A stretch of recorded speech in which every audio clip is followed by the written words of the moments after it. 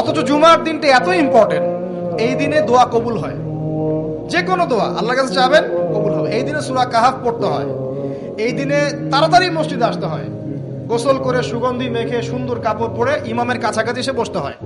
তাহলে প্রত্যেক কদমে 1 বছরের রোজা, 1 বছরের তাহাজ্জুদের নেকি হয়।